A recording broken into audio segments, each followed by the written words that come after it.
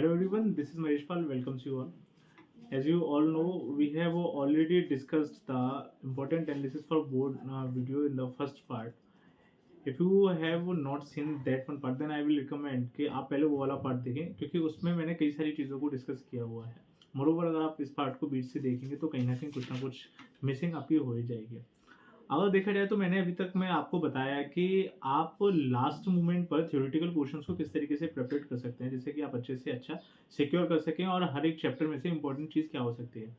उसी चीज़ को आगे कंटिन्यू करते हुए मैं आपको अभी ये बताता हूँ कि जो रिमेनिंग चैप्टर्स आपके पास में बचे थ्योरेटिकल, जैसे जेनेटिक्स को आप छोड़िए, genetics and biotechnology, they both comes under the technical, they both are the technical units, right ना. आपको इनके लिए एक प्रॉपर डीप नॉलेज होनी चाहिए तब जाकर के ये चीज़ें समझ में आ पाती हैं. जेनेटिक्स में भी बिकॉज इट कंसिस्ट्यूट ऑफ 3 चैप्टर्स, इसमें 2 चैप्टर्स हैं ऐसा करके. लेकिन अगर आपके टेक्निकल यूनिट्स तैयार नहीं है तो आप क्या करें. ऐसा नहीं है कि टेक्निकल तैयार नहीं है तो आपके मार्क्स ही नहीं आएंगे. रिप्रोडक्शन को तैयार कीजिए. अलॉन्ग विद दैट जो आपकी दूसरी यूनिट है इसके बाद वाली microbes in human welfare, right, human health and disease and microbes in human welfare, बहुत शानदार यूनिट है, बहुत गेनिंग है. इन चीज़ों को तैयार कीजिए. इसमें आप क्या क्या मेनली प्रिपेयर कर सकते हैं. अगर मैं इसी चीज़ को थोड़ा सा आगे कैरी फॉरवर्ड करूँ तो माइक्रोब्स इन ह्यूमन वेलफेयर वाली जो यूनिट है, माइक्रोब्स इन ह्यूमन वेलफेयर, इसमें से लगे बंदे क्वेश्चन आएंगे. लगे बंदे क्वेश्चन किस तरीके से कि आपसे ये पूछा गया कि एक पर्टिकुलर टाइप का ऑर्गेनिज्म किस तरीके का केमिकल देगा. एग्जांपल के तौर पर जैसे कि आपको ये दिया हुआ है कि अलग अलग तरीके की चीज़ के बारे में बताया हुआ है, राइट. तो 3 तरीके की चीज़, रॉकफर्ट चीज़ के, स्विस चीज़ के, कैमेम्बर्टी चीज़. अब वो किस तरीके के फंगस से मिलेगा, उस फंगस का नेम, इस पर क्वेश्चन, फंगस के नेम्स पर. Along with that organic acids, कि किस तरीके के ऑर्गेनिक एसिड्स आपको कौन सा ऑर्गेनिज्म देगा, राइट. जैसे ब्यूटारिक एसिड किसने दिया, कि एस्पार्टिक एसिड किसने दिया, इस तरीके से ऑर्गेनिक एसिड्स वाला. सिमिलरली बायोएक्टिव मॉलिक्यूल्स, इस पर क्वेश्चन बनेगा. बायोएक्टिव मॉलिक्यूल्स कौन से होते हैं, है ना.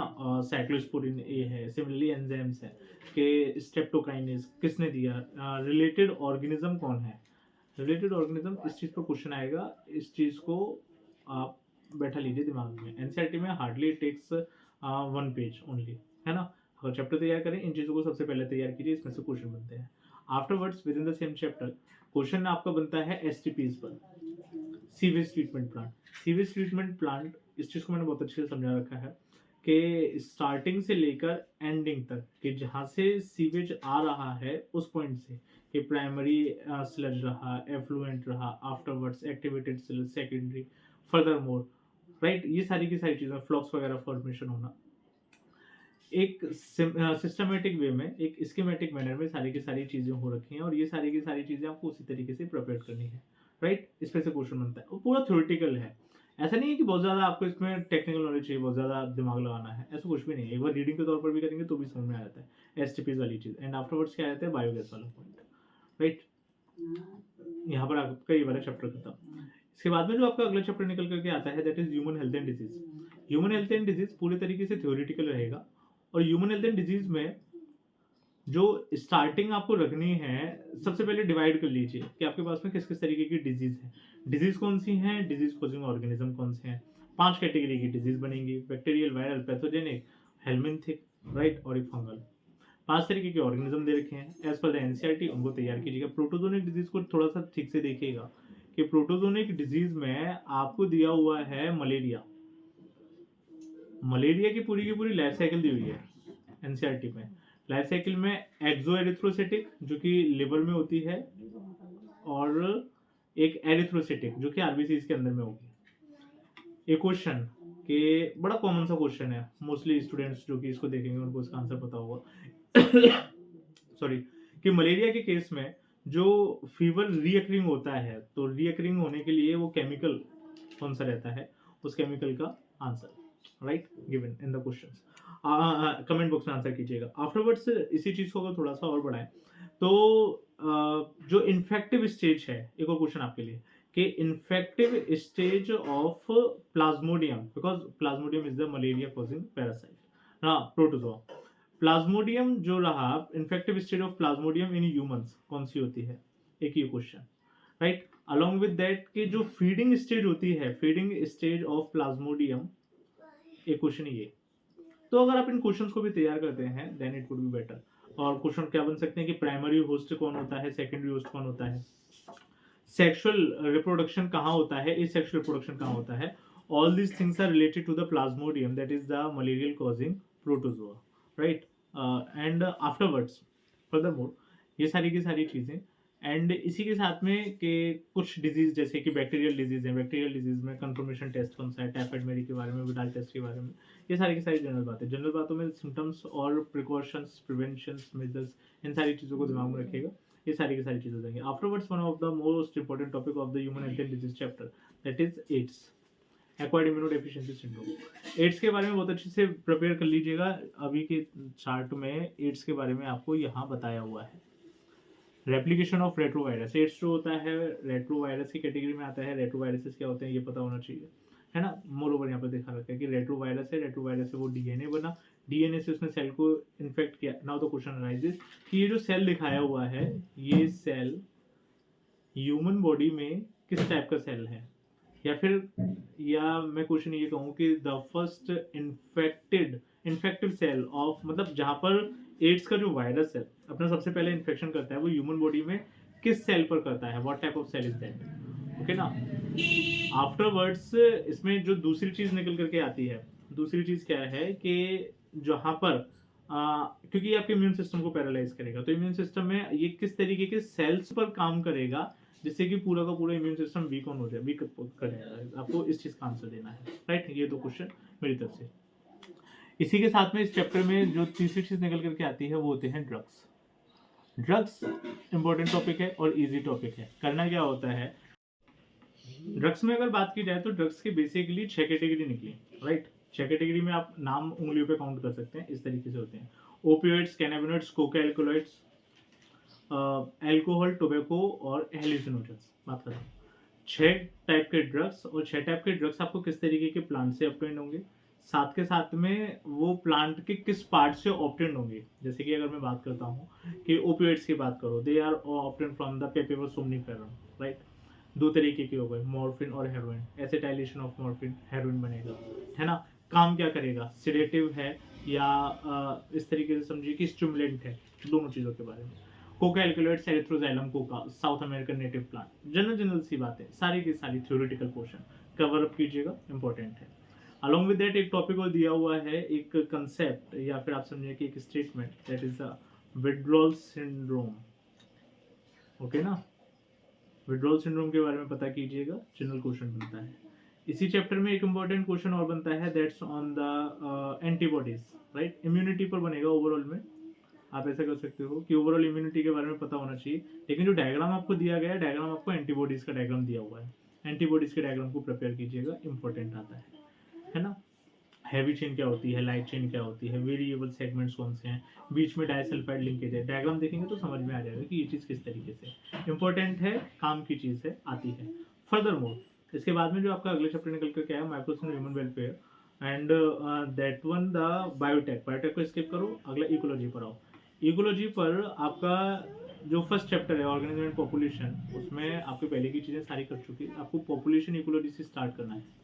पॉपुलेशन इकोलॉजी, पॉपुलेशन इकोलॉजी में पॉपुलेशन एट्रीब्यूट्स किस तरीके से होते हैं, ग्रोथ कर्व्स किस तरीके से हैं, नेटिलिटी, मोर्टिलिटी, इमिग्रेशन, एमिग्रेशन, इनका क्या मतलब है।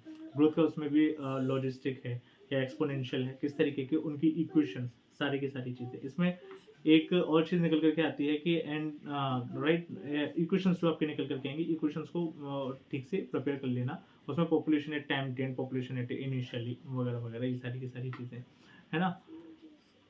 ये सब कुछ होता है। आफ्टरवर्ड्स एक इंपॉर्टेंट चीज़ जो निकल करके आएगी इकोलॉजी, पॉपुलेशन इकोलॉजी में, that's population interactions. Population interaction पर क्वेश्चन बनेंगे along with the examples given in the NCERT book, right. ये कुछ आपको इंटरेक्शन दिए हुए हैं, जैसे कि what does mutualism stands for, competition, predation, parasitism, commensalism and amensalism. जहाँ पर पॉजिटिव है वो प्रॉफिट को दिखाता है, और जहाँ पर लॉस है वो नेगेटिव है वो लॉस को दिखाता है, और जहाँ पर जीरो है वो न्यूट्रल शो करेगा। मतलब उस स्पीशीज पर कोई भी फर्क नहीं पड़ेगा। पॉजिटिव पॉजिटिव दोनों को फायदा हुआ, नेगेटिव नेगेटिव दोनों को नुकसान हुआ, पॉजिटिव नेगेटिव एक को फायदा एक को नुकसान। एज पर द एनसीईआरटी एग्जांपल्स जाइएगा, बेटर रहेगा। और इंपॉर्टेंट चीज है, इस पर क्वेश्चन बनते हैं।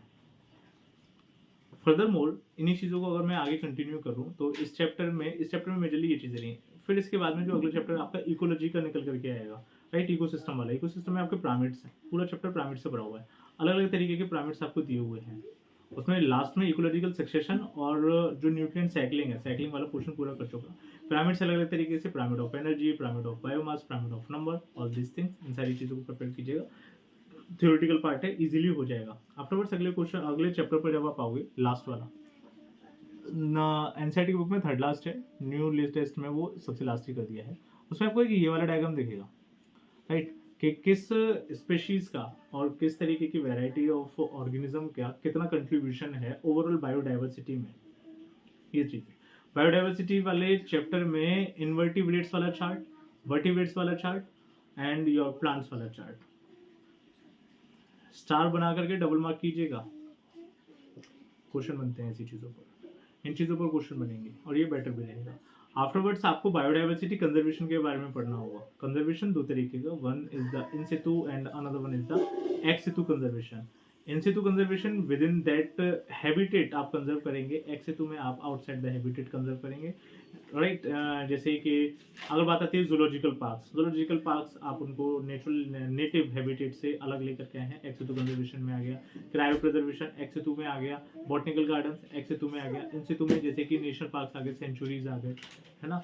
ये सारी की सारी चीज़ें इन सितु कंजर्वेशन में आती हैं। तो कंजर्वेशन वाली चीज़ ये रही। आफ्टरवर्ड्स आप थोड़ा सा ये समझिए कि अब बात करते हैं टेक्निकल यूनिट्स की, जिनको कि मैंने पहले स्किप कर दिया कि टेक्निकल आपको अभी नहीं पढ़ना है। लेकिन अगर आपकी ये थ्योरेटिकल वेल प्रिपेयर्ड है, राइट? थ्योरेटिकल में देखिए, सबसे पहली बात ये है कि सेफ साइड आ जाइए। सेफ साइड आ जाने के बाद में आप अपने मार्क्स को और ज़्यादा गेन कीजिए, लेकिन पहले सेफ साइड आना जरूरी है, जो कि आप थ्योरेटिकल से आ सकते हो। ये सारी चीज़ें करने के साथ साथ में डायग्राम्स पर फोकस कीजिएगा। ओवरऑल एनसीईआरटी के जो डायग्राम्स है, डायग्राम्स वेल प्रिपेयर्ड होने चाहिए। अगर मैं बात करता हूँ जेनेटिक्स की, तो जेनेटिक्स में जो पहला चैप्टर है आपका मेंडल वाला चैप्टर आपने पहले भी पढ़ा है, principle of inheritance and variation. You have learn about this chapter in class 10th also, और वहाँ पर आपने बेसिक आइडिया ले लिया है, तो यहाँ पर आपको समझने में ज़्यादा दिक्कत नहीं आएगी, क्योंकि मेंडल के एक्सपेरिमेंट्स हुई हैं, मेंडल के कंसेप्ट्स हुई हैं। जो चीज़ें निकलती हैं वो निकलती हैं एक पोस्ट मेंडलियन डिस्कवरी, जैसे कि कोडोमिनेंस पर क्वेश्चन बनता है। Codominance, right? जैसे कि ह्यूमन ब्लड ग्रुप वाला आइडिया आपको होना चाहिए। कोडोमिनेंस हो गया, मल्टीपल एलिलिज्म हो गया, प्लियोट्रॉपी जीन्स हो गए, प्लियोट्रॉपी हो गया, ये वाली सारे कंसेप्ट, ये सारी की सारी चीज़ें आपको पता होनी चाहिए मेंडल के केस में। आफ्टरवर्ड से इस वाले चैप्टर में जो चीज़ें निकलती हैं, that's the disease, right? Disorders, one is the genetic disorders and the chromosomal disorders, pedigree analysis, है ना? बेसिक सी चीज़ें। क्रोमोसोमल डिसऑर्डर्स 3 तरीके के दिए हुए हैं, बहुत ज़्यादा नहीं दिए हुए हैं। One is the Down syndrome, Klinefelter syndrome, Turner syndrome. इसको प्रिपेयर कीजिएगा, इस पे क्वेश्चन बनता है, राइट?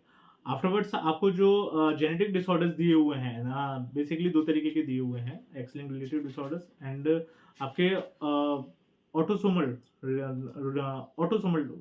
हैं सिर्फ, मतलब आप ये समझो कि उसमें ऑटोसोमल डोमिनेंट है यूजुअली। अगर देखा जाए, जैसे कि सिकल सेल एनीमिया हो गया, या आपके पास में थैलेसीमिया हो गया, है ना? फिनाइलकीटोनुरिया हो गया, ऑल दीज थिंग्स, ऐसा वाला, ओके ना? तो ये वाली चीज़ें भी ऑटोसोमल रिसेसिव की कैटेगरी में है, डोमिनेंट नहीं है। आपको जो दिए हुए हैं, इस चीज़ को थोड़ा सा देखिएगा ना, तो वाइलिंग कोई दिया हुआ ना, वाइलिंग आपको डोमिनेंट, एक्स लिंक्ड डोमिनेंट दिया हुआ।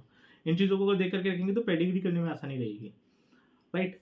आफ्टरवर्ड्स इस चैप्टर के बाद में जो अगला चैप्टर निकल करके आता है आपका molecular basis of inheritance, one of the ये समझो कि technical, most technical chapter, right? Molecular basis of inheritance को अगर आपको प्रिपेयर करना है तो आप शुरू कीजिएगा इसमें एक्सपेरिमेंट्स पर क्वेश्चन आते हैं। मैं जो मेरे से जुड़े हुए हैं, मैंने उनको शुरू से बोला कि एक्सपेरिमेंट्स पर हवा क्वेश्चन आएगा निकल करके। फ्रेडरिक का एक्सपेरिमेंट्स हो गया, मैक्लिन कार्टी का हो गया, हर्शी चीज एक्सपेरिमेंट हो गया, मैथ्यू मेसेंसेल, फ्रैंकलिन स्टेल के एक्सपेरिमेंट्स हो गए, बहुत सारे एक्सपेरिमेंट्स पर काम कीजिएगा। आफ्टरवर्ड्स उसके बाद में पूरे चैप्टर को 3 हिस्सों में बांटिए। 3 हिस्से कौन कौन से? एक तो हो गया डीएनए रेप्लिकेशन, एक हो गया ट्रांसक्रिप्शन, और last words that is the translation. इन 3 चीज़ों को अगर आप प्रिपेयर कर पाते हैं, then you will be on the safe side पूरे तरीके से। और जो सबसे लास्ट में एक चीज़ निकल करके आती है वो होती है डीएनए फिंगरप्रिंटिंग। अब देखिए, मैं इसमें ये नहीं कहूँगा कि ये चीज़ें सभी को करनी है ना? बस मैं ये कह रहा हूँ कि इंपॉर्टेंट चीज़ें हैं, अगर आप कर सकते हो तो ये आपके लिए फ़ायदा है। आफ्टरवर्ड्स जो लास्ट चैप्टर आता है आपका इसी यूनिट का, that is the evolution theoretical. Evolution में बहुत ज़्यादा चीज़ें नहीं है। फर्दरमोर जो आपको चीज़ें प्रिपेयर कर लेनी है for the exam point of view, वो ये है कि how will you evidences of evolution, इस चीज़ को थोड़ा सा देखिएगा। एविडेंसेस ऑफ इवोल्यूशन में जैसे कि वेस्टिजियल ऑर्गन्स हो गए, या फिर आपके होमोलॉगी और एनालॉगी हो गए, कनेक्टिंग लिंक्स हो गए, है ना, ये वाली सारी की सारी चीज़ें।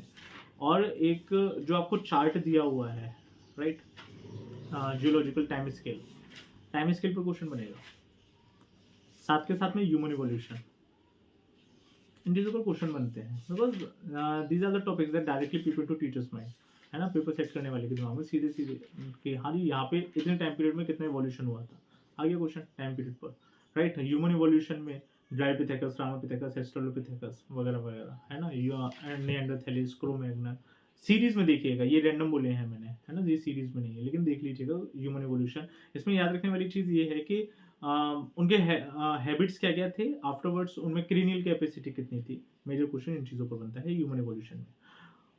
फिर उसके बाद में बायोटेक वाला जो चैप्टर है, बायोटेक तो पूरे तरीके से अगर कर सकते हैं तो बहुत अच्छी बात है ना। दूसरे इसमें भी बायोटेक में 2 चैप्टर रखे आपके, पहला रखा आपके प्रिंसिपल्स और दूसरे रखे आपके एप्लीकेशंस।